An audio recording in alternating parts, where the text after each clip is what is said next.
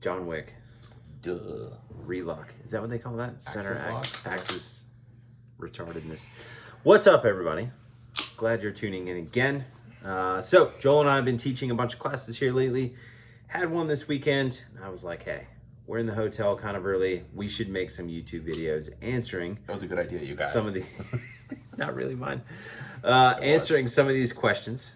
And yeah, you know what? I like when you guys drop these questions in because they oftentimes make for very, very good topics. So someone said, I am right-handed and left eye dominant. Oh no. I cannot see the target at all when I occlude the optic. Can you offer some drills to help with this?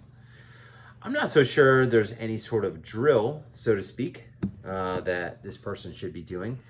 You should probably be more looking at like very specific things in your training instead of drills, right? Anytime that we shoot a drill, we're shooting it to like pull out very, very specific skills. And so there again, I'm not sure if there's a specific drill for you. So I would say that if you are right-handed and left eye dominant, all you really need to do is just put the gun in front of your left eye, kind of like this, right? I see the dot and it's in front of my left eye and I have both eyes open. I don't need to do any sort of weird, like turning the head thing in one direction or another, like nothing like that. Just simply put the gun in front of your left eye. And it's actually pretty easy to do in my opinion. I will give you a spoiler alert. There are a few fairly talented shooters that I know that are cross-eye dominant, and you would never know that from watching them shoot. Nope. Because, like what Nick said, all they do is just normally, for me, if I'm shooting, I would bring the gun up to my left eye, and instead of doing that, all I'm doing is just bringing the gun over to my right eye. But if you're watching from a ways back, you probably wouldn't even tell the difference. Wouldn't need to change my posture, head position, or anything. All I'm doing is just bringing the gun over in front of the eye that I need to, it's easier for me to see through. For sure. That's it. Yeah. I mean, I believe this guy when he says it's impossible to occlude the dot. But I would also say that if you're occluding the dot and doing some weird thing like turning your head like this and then trying to look this way, that might add to the complexity of, occluding the dot. I would just try to like keep your head facing the target and then just put the dot in front of your dominant eye. It's literally that easy. I think a lot of people come up with some very crazy things for this. I've heard a lot of crazy things like I heard for a long time, like touch your chin to your shoulder like this when you draw the gun. So you're essentially like not using your non-dominant eye at all. Like there's some crazy things. Yeah. The thing, like for my 2 cents, is you want to still be able to have like your peripheral vision where you can see out like this. And if you start turning your head, you're going to lose a peripheral vision on at least one side of your head. And so for any form of, I suppose gun safety as well as practical shooting, Sure. It's nice to be able to see if something's happening alongside you. And it just makes the shooting that much easier, like physically for you. If all you're going to do is just move your hands over in front of the eye that you need to use. Yeah, and it's like, to me, if you're doing something like moving your head, that would entail you like lifting the gun and then moving your head to find the dot. And it's like, I don't know, that just seems like it would take a very, very long time. Yeah. Whereas if you just look straight at the target and then just lifted the gun and put it in front of your dominant eye, you would just build the index that way. And building the index isn't that difficult in my opinion. Actually took a class with Frank Proctor probably, 6 or 7 years ago. I like Frank. And he did something where he took a piece of tape. He was just trying to show people like how easy it is to build an index with looking at specific things in dry fire. So he took a piece of tape, you put it over your eye pro, over your dominant eye. And he's like, I just want everyone to lift the gun up in front of the eye that is open. And so maybe, 5 draw strokes. It was like coming up in front of my non-dominant eye, and I took the piece of tape off and drew the gun, and it came up in front of my non-dominant eye. It was literally that quick. Like, it's actually pretty easy to just bring the gun up in front of your non-dominant eye. That's my take on that anyway. I don't think you should be doing any sort of weird things to find the dot or put it in front of your your dominant eye with being cross-eyed dominant. It shouldn't take a ton. We have another question here. I agree. Well, I found another vision question that I thought would be handy. Yeah, along the Oddly same enough. lines. Kind of related. I have a weird question for you. That's the ones we like. The weirder the better is what Nick always says. I can easily target focus. That's usually a red flag when I hear that. I do still catch myself focusing on the dot, in parentheses. At least he's aware of that. My problem is I over target focus at times and completely lose the dot. The first round, my index brings the gun to me. I'm target focused the whole time, and then I shoot and I lose the dot and keep shooting. Okay. All right. So, I'm not trying to sound pretentious, but I feel like You're pretentious, I can already tell. I feel like if you're like, I am always target focused, I don't think that you are actually target focused. I think this is something that, we constantly are working on to be better and better. And I'm not so sure there's ever a time where you're like, yes, I have arrived type of thing, right? This is just stuff The that ship has finally come in. I think you will constantly work on this stuff. Now, when I hear someone say something like he did there, where he's like, I am so target focused, I lost the dot.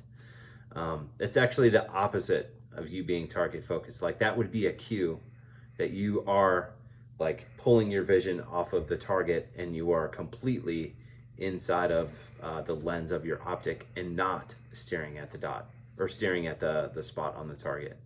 Would you agree with that? Yeah, I mean, if you're super target focused, you should still be able to see your sight. Yeah, the sight's just in the background. But if you ever feel like you lose track of the sight, where it's just like, I lost track of the sight, right? And I don't see it on the brown thing anymore. It's like you are 1000% just in the optic body itself and not staring at the target. Or maybe your index is off and the dot's not on the target. I mean, that could be too. That could definitely be too. We don't know. Yeah. But what it should look like, I actually have a video of this on my Instagram that I felt like was pretty helpful. Video? It's a video. So you guys should go to my Instagram and check it out if you haven't. It's velox_training_group. And That's pretty clever. I pinned it. Yeah, I pinned it in the top. And I remember this. It was a really good video you did. Yeah, it's just showing basically depth focus, right? Like looking at the target and then focusing back on the sight. The one where you're actually looking at the target, you'll see the gun and the dot are in the background and they are blurry. That's what it should look like. The one that it should not look like is where the dot is completely clear and the target is blurry. Mm-hmm. So to give you an idea of what target focus should actually look like, you should go check that out. Yeah, I agree. So when I agree. So he's making some assumptions, Yep. but I think everybody, regardless of skill level or accomplishment, even though you try your best to be target focused, there will likely be some situations that once in a while, maybe it's just for a brief moment, you'll accidentally look at the dot just a little bit. Yep.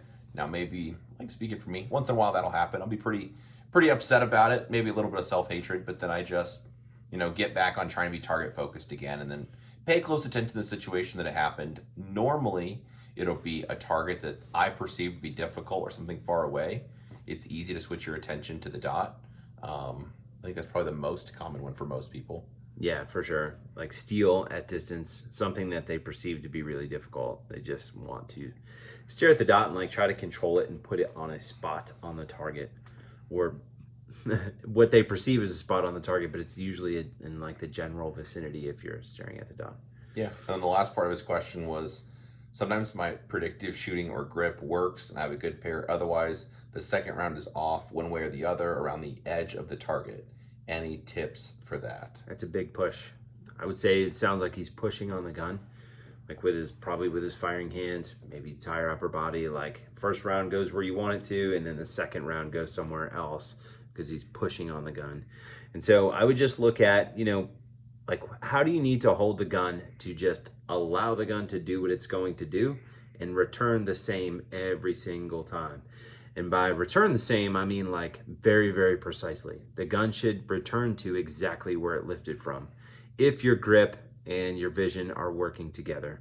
And so if it is not returning there, it's like, all right, it's only a couple things, right, that it possibly could be. It could be that you are just staring at brown and the gun just returns on brown, or you're doing something like gun goes off and then you try to help it come back down and then you shove the gun to try to help it instead of just allowing it to do its thing and just return where it lifted from. Well, I have maybe a fun story. So I like shooting new guns, or like today in class we had a student with the 226. It's just a cool gun. I like shooting that. Shooting this thing with a suppressor. So sometimes just for fun, just a little tangent, it's fun to shoot other guns than what I normally practice with a lot. So if I want to shoot something like this, 226, maybe Nick has a cool gun I want to try. That like the principles of what we're talking about holds true, but maybe it's even more important with an unfamiliar gun. So today, shooting a student's gun, honestly, it's a pretty fly pistol, SIG 226. Pretty cool. He had an acro on it, he had it occluded. So I don't own any acros and I don't own any SIG 226s. Both are unfamiliar. What I did was just the same principles I'd grip any other gun. So think about like hold the gun firmly with my firing hand, but just enough so it doesn't move. Apply more pressure to create a connection with my support hand, kind of crushing down on the gun. I let the dot float on the target. He had it already occluded, so that helps a little bit. Just target focus. I saw the dot, floating around between me and the target, and then I worked on my best just pressing the trigger without, influencing the gun. And what the sight was going to do, I didn't really know how much or how little it was going to lift. So I fired a couple shots, like bop, bop, just seeing like how it's going to lift. After that, I just started doing pairs. And when I was shooting, the sight went somewhere else, and I just kept like, I'll just stay there and like trust and believe the sight will come back to where I'm looking. And sure enough, it came back down, and then I just, I'd kept shooting, and I just tried my best not to influence the gun. Completely unfamiliar gun to me. And it ended up like I didn't know how I was going to shoot, but if I just stay laser focused and trust and believe, the sight will come back. This thing actually recoils a bit more. Mm-hmm. Because it's sprung more heavily to work with the suppressor. The suppressor is like adding a weight on the end of the gun, so it's got, sure, the gas, whatever operate. This thing kicks more than if it didn't have the can on it. Sure. And so it's the same thing. With shooting this an unfamiliar gun, the fundamentals are important. Or you shot my gun, yesterday? You just laser focus where you want the bullets to go. Trust and believe. If you stay looking there, the sight will go somewhere else. I don't know where. I'm not going to look at it. I'm not going to chase it. I'm going to keep looking there. And if I just keep looking there, the sight will come back to where I looked. Yeah, I actually shot it from the hip.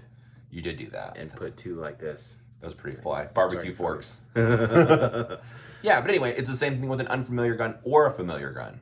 You just laser focus where you want to go. The dot lifts or does whatever it does. And I will trust and believe if I stay looking there, the sight will come back, even though I'm not entirely sure where it went. Mm-hmm. And at distance, that gets even tougher. Oftentimes, the sight will end up going over the top of your target. So that's kind of trippy when you're shooting. It's like, bop, bop. Like, oh, what? The sight's going up higher than the target is. Mm-hmm. And if I just stay laser focused, I'll trust the sight will come back down to where I'm looking. Yep. Just let it do what it's going to do. But where this person's saying the second shot goes somewhere else, if you see that sight lifting and I decide to shove it back down, because I don't like the look of that. I don't like my sight leaving the target. Or something with my grip, where I'm like releasing the shot but clamping into it or pushing into it, or the pressure's changed. Or dude, the other thing you'll hear too is like I don't like when my dot leaves the window. Sure. I don't know why this is even a hot topic, but like that's not even something that I look at when I shoot. It's not even something that, quite honestly, I am even aware of. It's like when I'm shooting, I like see the dot doing something, and what I'm paying attention to is where it comes back down to and how it lifts, right? And how it lifts, because if it does something like whoop whoop before it lifts, it's like that was bad. I just did something with my hands that was not good. So that's definitely not something that I pay attention to either. Here's a hot take. Sometimes I'll be shooting aggressively and the sight's more or less coming back, and then once in a while it'll do something weird. Be like, bop, and I didn't see it come back. I'm like, oh no. I'll be like, how bad is the damage? That's honestly the feeling I have in my brain, because all I know was I was laser focused here and the sight did not come back there when it went off. Mm-hmm. I saw it like blip and go off somewhere. But if you were staring at the sight, you might just see it do that, and it's like it still had brown behind it. I think we're all good. Instead, if I'm laser focused here and I see it go off one way or the other, I'll be like, oh, this little sinking feeling where I'm like, what just happened? Son of a. Yeah, and then I look at the target, it's like, oh, it was just on it's a Charlie, or maybe it was on the Alpha Charlie line, or maybe I, clipped the Delta, whatever. But all I know is that I was looking there and the shot definitely did not go there. I'm not sure where else it went. Mm-hmm. And if you're staring at the sight and you still see, like, for example, cardboard targets like USPSA, you still see brown cardboard behind it. He's like, hey, I saw cardboard behind it. I think we're all good, man. Yep. But you might not perceive that the sight was wildly traveling around the target. Like, yeah, it was on brown cardboard, but it wasn't where you were looking. Exactly. I agree. Yeah. Dude, this was good, answering 2 different questions. If you guys have any questions, comments, concerns, please drop them below, because sometimes they get used as video topics. You should like, share, subscribe, all that stuff. That's what Mrs. Velox would be telling you. You should tell your audience to do. Yeah, go to the website, look for classes, and she wants you to buy shirts as well to get them out of her bedroom. There you go. Our bedroom. And Nick has a podcast. You could listen to that too. Yep.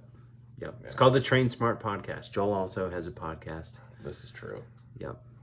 I almost said primary, second. All right. Thanks for watching. Tell me more.